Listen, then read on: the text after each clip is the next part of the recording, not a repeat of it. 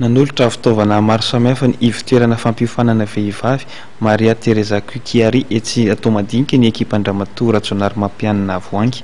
Lahara-pahamehana napetraka ny Ramatoa Ratsonary Mampianina Voangy vadiny filoham-pirenena ny fampandrosoana ny vehivavy. Nanolotra fitaovana maro samihafa fa ny ivon-toerana fampiofanana vehivavy Maria Teresa Kukiari etsy Tomadinika ny ekipan-dramatoa Ratsonary Mampianina Voangy. Nahitana fera fipasohana, vata fahitalavitra, solotsaina, milina fanjairana izany fitaovana izany.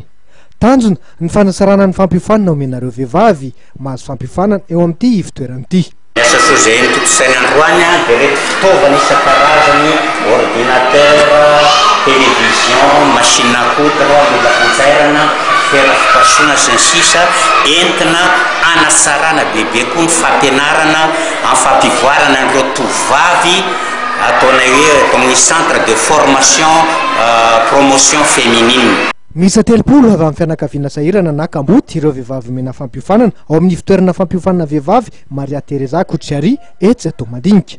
12 taonany miakatra ny salan-taonany. Mila fanovana toe-tsaina hoy ny tompon'andraikitra tafaresaka taminay satria lasa vato misakana ny fivelaran'ny mahaolona izany. Lahara-pahamehana napetraka Ramatoa Ratsonary Mampianina Voangy vadiny filoham-pirenena Ratsonary Mampianina Hery ny fampandrosoana ny vehivavy amin'ny alalan'ny fanomezana fampiofanana. Tapitra tretindray ny fotoanany fampalalam-voantsika tompoko lahy sy tompoko avy tamin'ity androany ity. Saorana feno ianao mbola niaritra hatramin'ny farany fandarantsika.